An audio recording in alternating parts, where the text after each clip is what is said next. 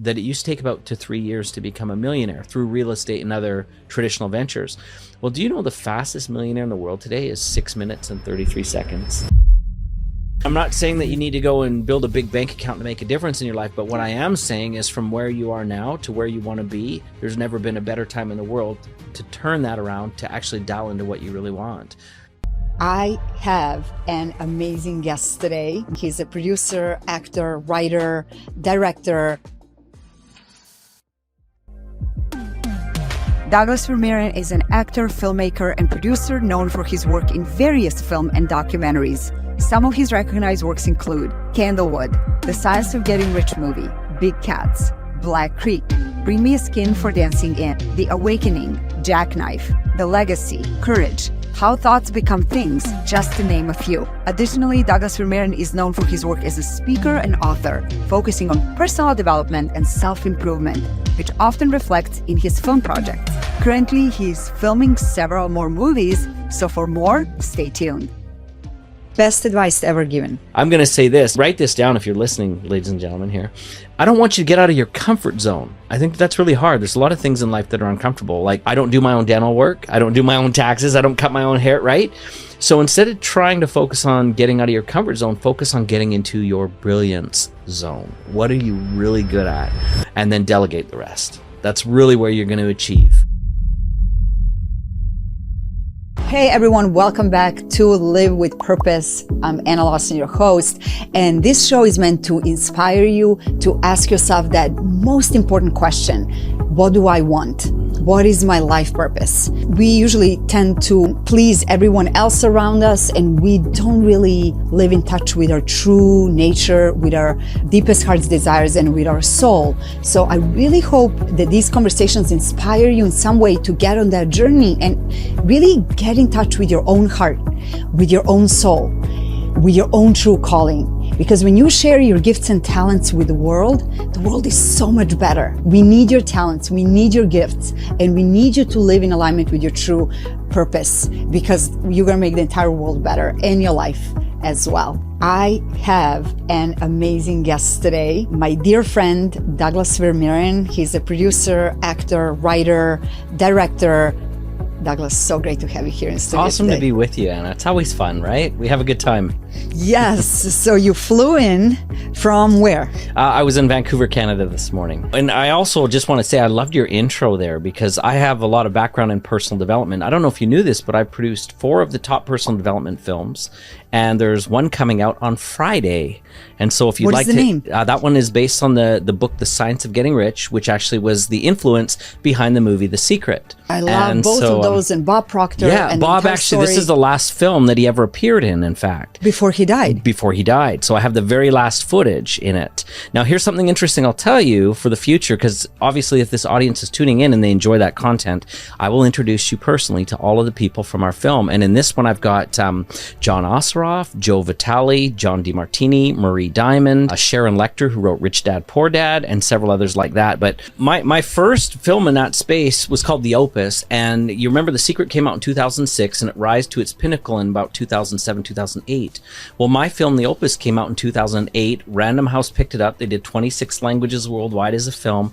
That had Jack Canfield, Marcy Shimoff, Morris Goodman, remember the Miracle Man who crashed his plane, Joe Vitale, Bob Doyle from The Secret, John DeMartini, and many, many others. Amazing. Yeah. I am so fascinated by all these people that you're mentioning, and Wallace D. Waddles, that's his book. That's his book. 100%. So I've always wanted to have you on my show. Thank you. It's really also quite fascinating about this stuff is I've always been passionate about the personal development industry and learning. So in addition to being an actor and a producer and a director, I also have spoken, and I speak regularly now, but I've also written many, many books, and Bob wrote the foreword on 5 of my books.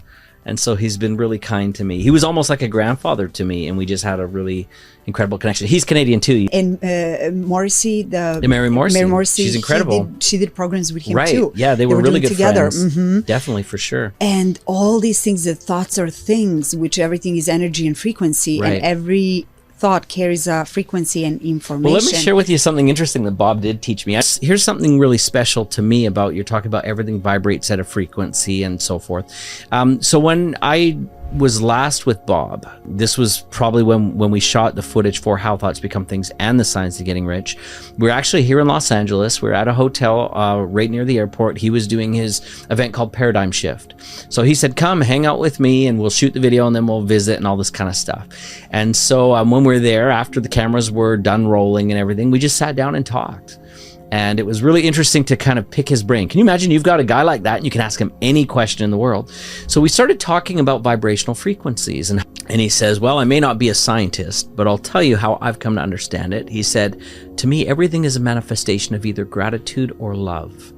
And when things are in your flow and things are easy and things are, gentle and they feel right, it's because there's a high level of gratitude or love. And when it's difficult and it's hard, there's resistance. And so the reality is now when I think of that, if I want to kind of find myself in a better, let's call it feeling, a better vibe where things flow to me, it really becomes, how do I become more loving and grateful? Because the more that I am that, I rise.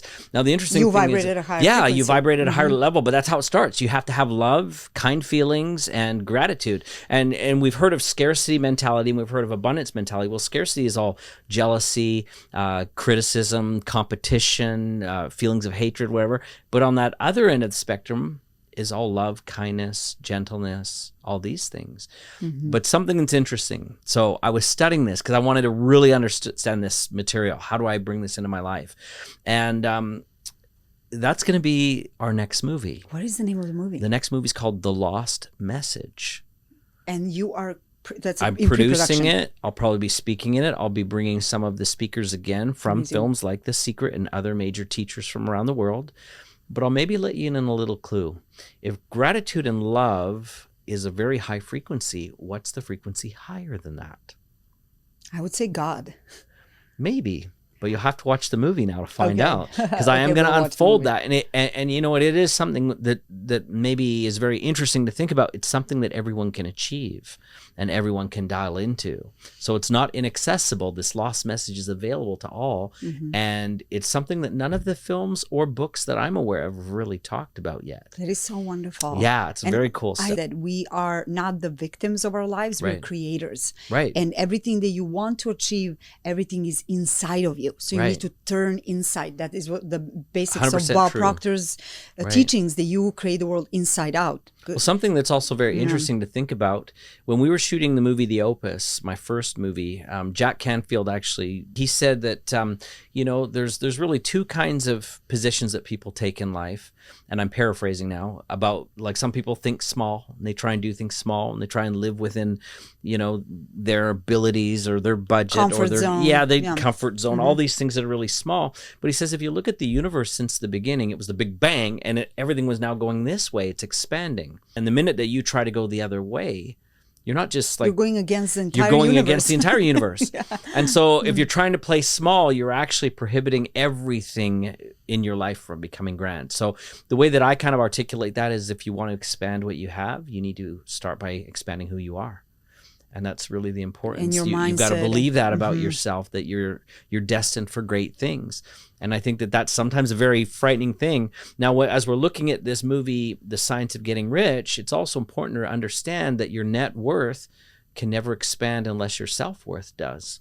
Right? So how we feel about ourselves determine what we believe we're entitled to, or we can create, or what we're capable of, or all of these things. But the good news is if another human being on the planet has figured it out, you can, right? You can always do amazing things because others have too. So we need to really latch onto that belief in ourselves, even if we're not trying to create the same thing that other people have, right? Because that's fine. We all have different dreams and desires, but the fact that other people have achieved amazing things, we can do it too. You can be inspired by that. 100%. That growth mindset, that even if you're not good at something now, that doesn't mean that you cannot improve. Right. So learning and expanding. It's interesting that you say that too, to fall in love with learning. Because when I was in school, I had learning disabilities. And here's the thing that was interesting. So when I was going into college, my parents registered me for pre-medicine. believe it or not, I was going to be like a cardiac surgeon. Can you imagine me as a heart surgeon? I can imagine you because you're such a great actor. Well, it I would think be you weird. would be able to play that. But here's the bad news on this. So literally, I was an international student attending a school in the United States as a Canadian. And literally in the first 2 months, I was on academic probation already. So I read that in one of your me bios. out. Yeah, they were going to kick me out. What is this about? And I'll never forget the school counselor, whatever, he calls me in and he says, you're on your way home here if you don't pick up your socks. And I was like, but I can't do chemistry. I still can't do chemistry. You just have different talents. Yeah. So he said, we got to figure something out. And so he said, what do you like to do? And I said, well, I've always been involved in movies and I love to write. Like, I don't know if you knew this, I used to write for the comic book industry as well as a writer, and all of these things. So I love the arts, but the science stuff is really killing me. And he goes, well, wait a minute, we've got a film program here. And so I've switched all my majors to be, screenwriting, film production, acting, all of these things, film analysis, all of that. And I went from being on academic probation to actually getting a scholarship, both in the same semester. Like in the same semester, I went from there to there. And I think that this just kind of reminds me of that quote that we hear from Albert Einstein. He says, basically, if we judge a fish on their ability to climb a tree, of course they're going to fail, right? This we need to recognize that each of us have a talent inside, and that's the key. By the way, I'm going to say this. Write this down if you're listening, ladies and gentlemen here. I don't want you to get out of your comfort zone. I think that's really hard. There's a lot of things in life that are uncomfortable. Like, I don't do my own dental work. I don't do my own taxes. I don't cut my own hair, right? So instead of trying to focus on getting out of your comfort zone, focus on getting into your brilliance zone. What are you really good at?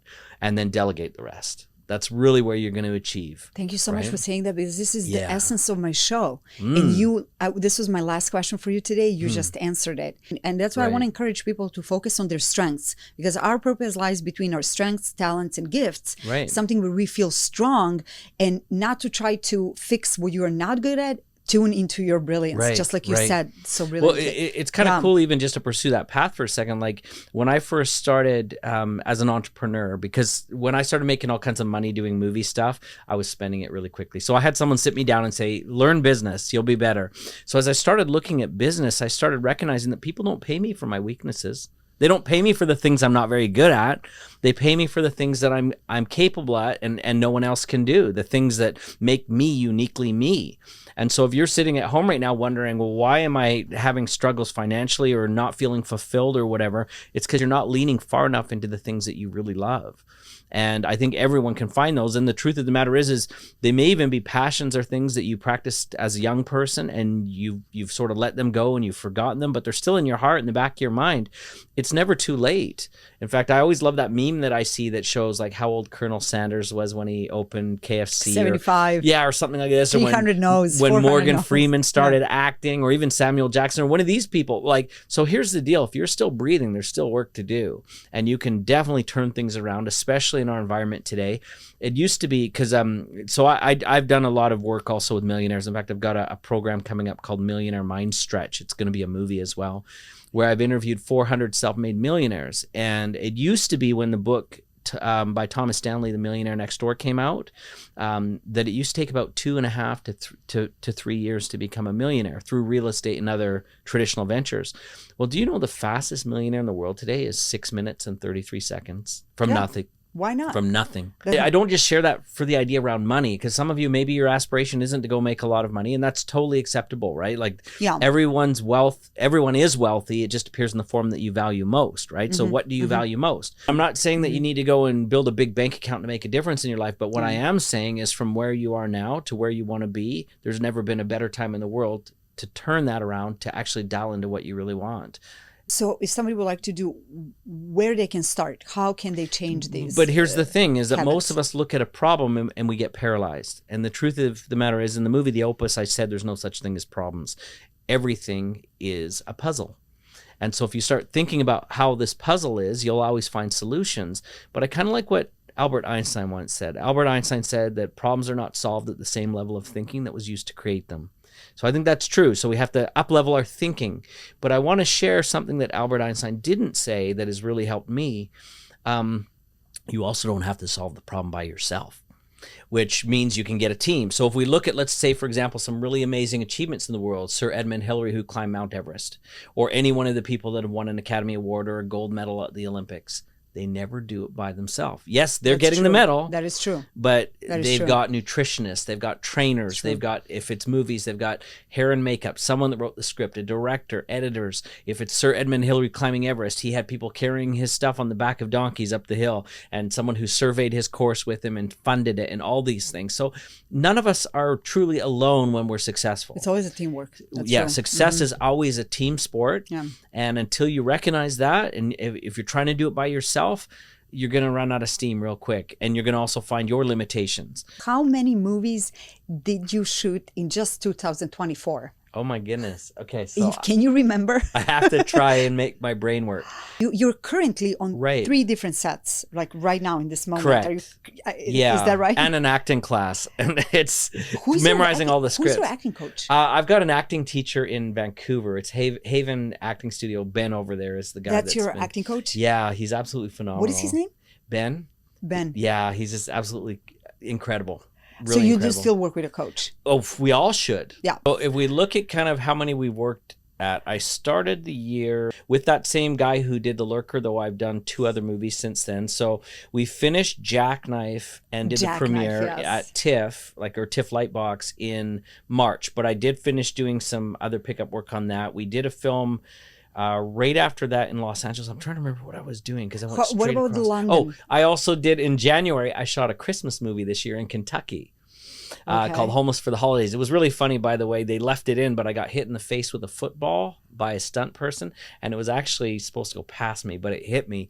It was an accident? No. Well, I don't know. They say it was. Did they keep it in the movie? It's in the movie. Okay, those are the best. I'll show you later. I've got it on my phone. Like, how did you start acting and you're producing, writing, directing? Right. How did it all start? Well, I guess here's the thing that's really kind of funny is I didn't anticipate becoming an actor.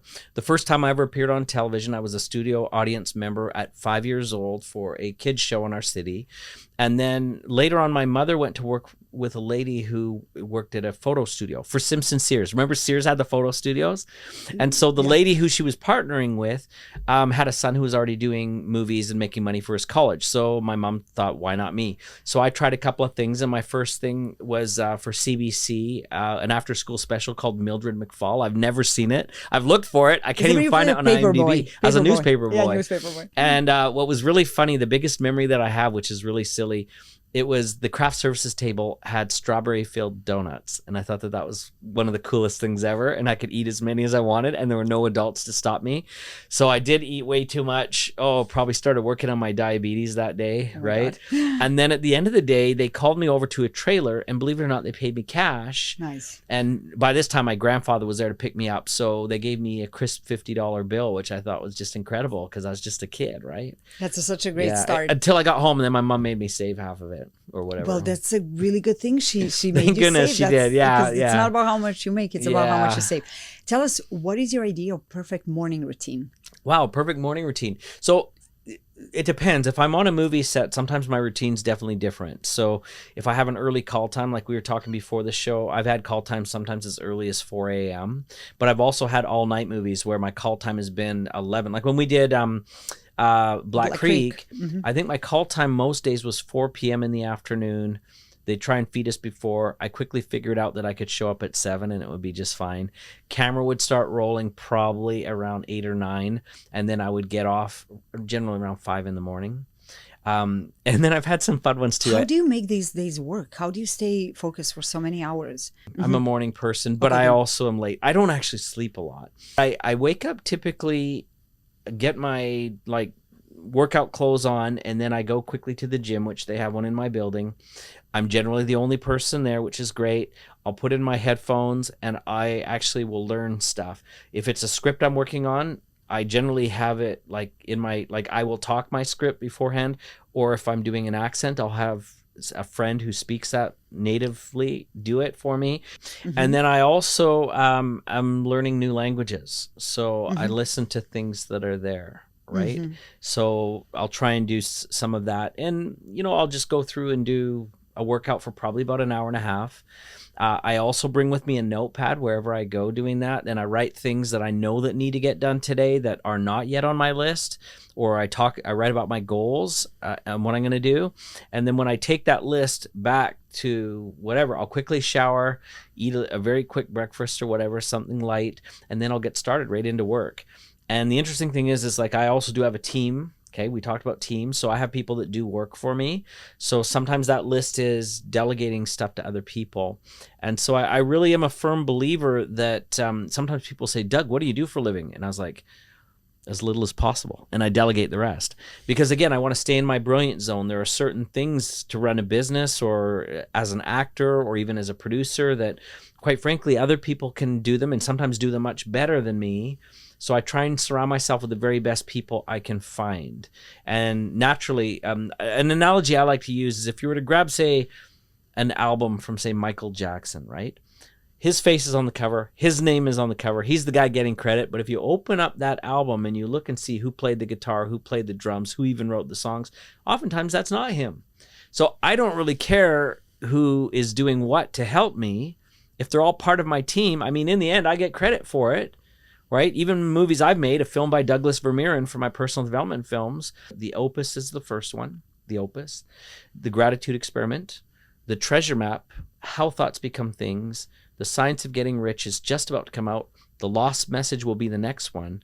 And then I do also have another one coming, but I'm not going to talk about that today. Net Indie yes. platform? Tell us about There's it. two other businesses that are really exciting to mention. Net Indie is one of them. So I'm a big fan of short films. I think our society is now really moving towards short films. And, YouTube proves this, but I don't believe that YouTube compensates filmmakers properly. So I agree. We decided to launch a streaming service called Net Indie that is a subscription-based service, but a big part of those subscriptions go right back to the filmmakers whose content we have. So I think it's a really powerful community built for filmmakers, but also really great quality films. The other thing too is, I mean, let's be honest, there is a lot of good content on YouTube. It's true, but there's also a lot of crap, and there's a lot of things that, I don't know, are just kind of silly. And so for filmmakers that are serious about their craft, we're attracting a very big audience of filmmakers and film support people. So I've got investors that are looking at movies on here. Who would they like to be partnered with? I've got other producers or distributors that are looking for people who would be good to direct a feature, and they're finding them on our service because it's, again, tailored for serious filmmakers, not people who want to have their fail blog video next to the kitty cats and what people had for lunch.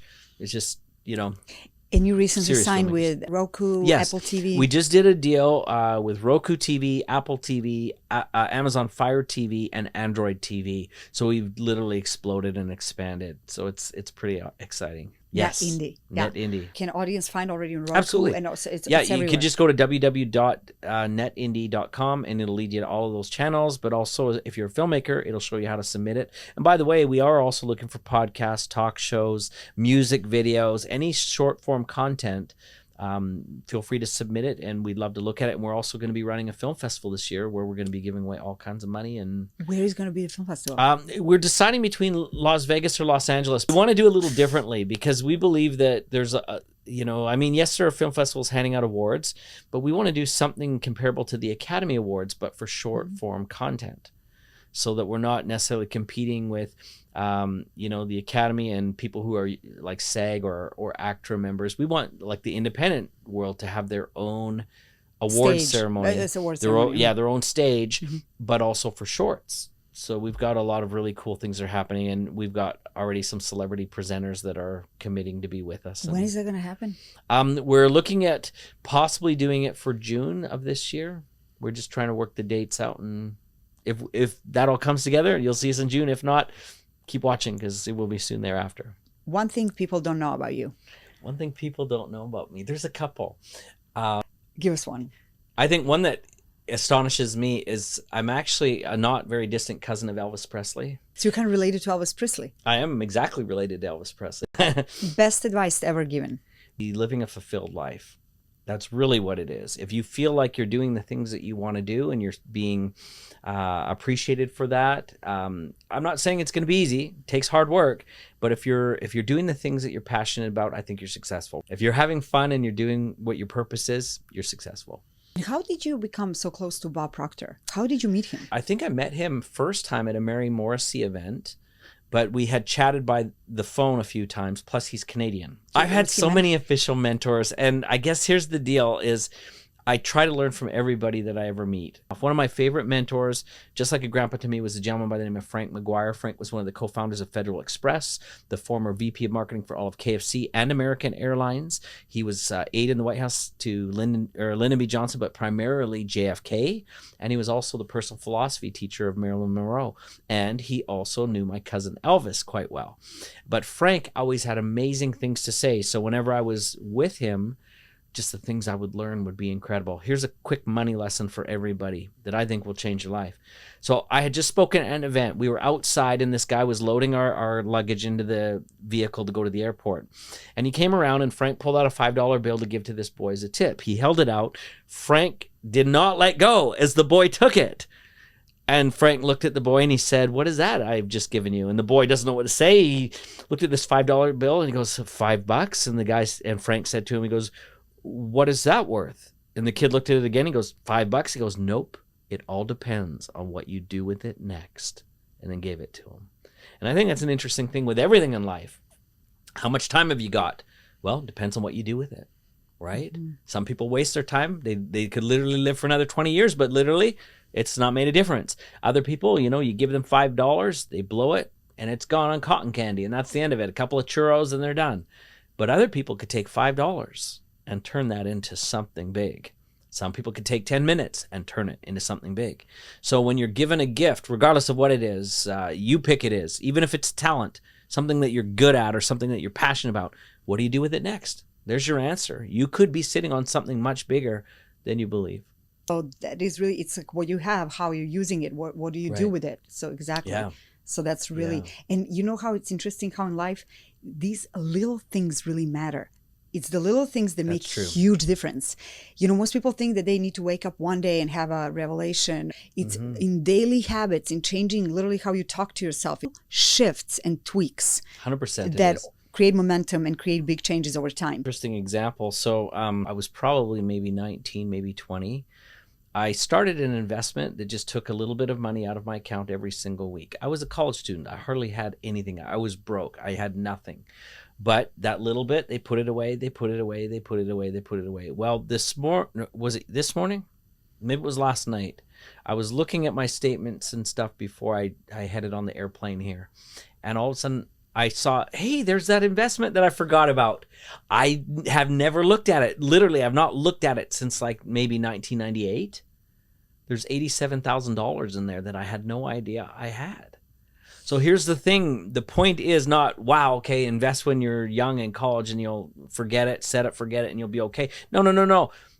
It's that every little thing that we do has a consequence. And so something that we don't think is valuable or something isn't large or whatever, if we do the right thing, it'll always have some kind of payoff later. And not necessarily even money, right? Like if you practice piano lessons, if you just spend 3 minutes a day doing it, or even 5 minutes, if you can do it, suddenly here we are, right? What does Malcolm Gladwell say in his book Outliers? It takes 10,000 hours to become a success at something. The thing he didn't say in that book, which I think is also important, is you can borrow experience from other people. So my films may not be the best in the world, but if I hire people who've already put in that 10,000 hours, they end up looking pretty good, right? So these little things with help, I'm going to just maybe phrase that way, little things with help can compound into big things and in a hurry really quickly. When did you realize that directing is your true life calling? When you were a kid? It's kind of a combination of all. I've always been sort of an introverted extrovert. That was always my way to connect with people, because if you ask me to just have a proper quiet conversation in a corner, I can do that, but I always feel uncomfortable. Well, I like the idea of being able to create emotional excitement in others. That's really what it is. So when I see other people are having a good time, I have a good time too. Right? That is an essence of an actor, basically. Perhaps. Or actor or a producer or director making movies. Right. But if somebody's out there struggling with finding their true purpose, what advice you would offer to somebody who is uncertain about what their true purpose in life is? It's interesting. A handful of years ago, I had a chance to hear Oprah Winfrey speak. So a friend of mine hosted an event where she spoke at, and she talked about this idea of a lady that was working for her that is kind of like an organizer or whatever. And she said, as a kid, this girl didn't play Barbies like the other girls. She would organize the outfits, right? And that's how she found fun as a kid, organizing.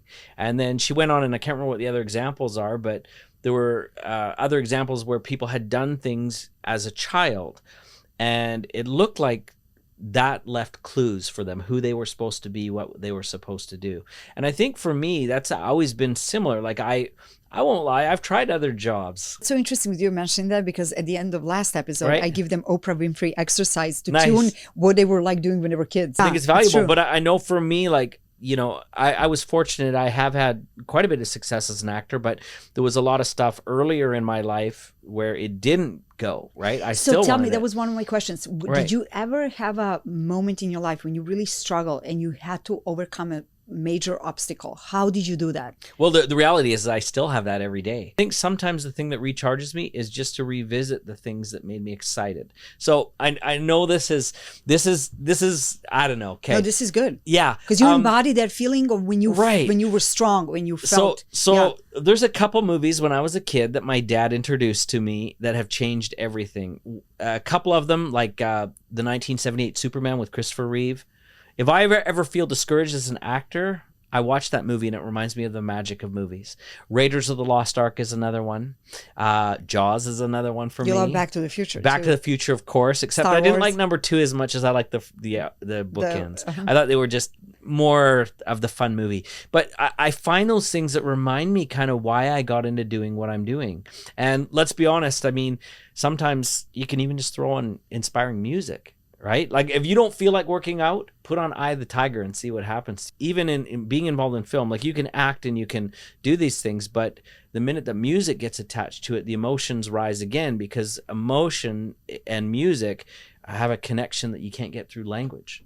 It affects the subconscious. Exactly. Very quickly. Yeah, Music yeah. is so powerful. And Creating experience, And there's certain right? songs that you can put on that I promise you cannot stay upset about. You just have to. What songs? Right. Tell us. Eye of the Tiger? Tell us. What I don't she know. is. There's probably Yeah. a lot. Like, Timing, we put on the timing. Macarena Yeah. right now. I know you'd start dancing.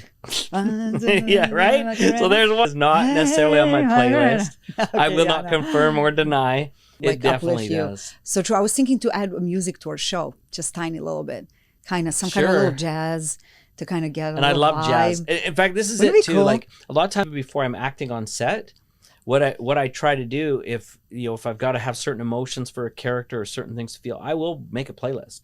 No, that's so And I important. will listen to that before. Like if I have to feel a certain, I don't know, even a villainy or an evil, I will put that kind of Something music that inspires or you. Or if I have, an action scene, or even when I'm doing stunts, like no kidding, I did get in a pretty cool car wreck in a movie once using Bonnie Tyler's "Holding Out for a Hero." Oh, wow. Because it was great. It was the perfect soundtrack for it. I actually did a jump from a motorcycle to a Hummer at 60 kilometers an hour to that song once. You and too. Tom Cruise are the only people that do their own stunts. I don't know about that. Tom Cruise does his own stunts. He's incredible. I'm a big.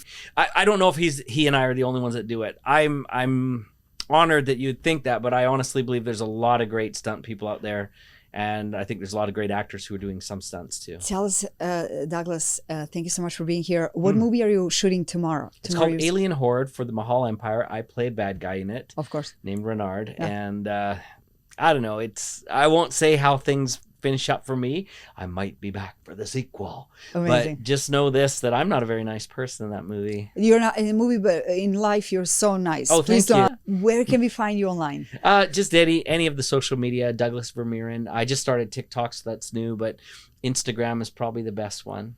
Instagram is the best and one. I try to respond to messages that people And reach out. on how many magazine covers did you show up this year? Oh, wow. It's fun. I just did GQ for Canada and Russia as well. But here's the funny thing is when I had some in my bag, and when I was picking up my rental car at LAX, one of the people there recognized me, and I gave away half the magazines from my bag. So I'm empty. So nice. But honestly, here's the thing is it's not so much the magazine covers. I'm honestly very honored and humbled that there's so many people that are enjoying the films that I'm doing. If you guys listening to this wouldn't watch those movies, I wouldn't have a job.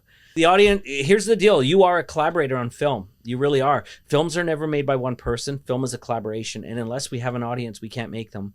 And I think you guys as an audience probably don't realize how close you are in two ways. How proximity, you guys are close to us as actors, but you're also close to us in our hearts.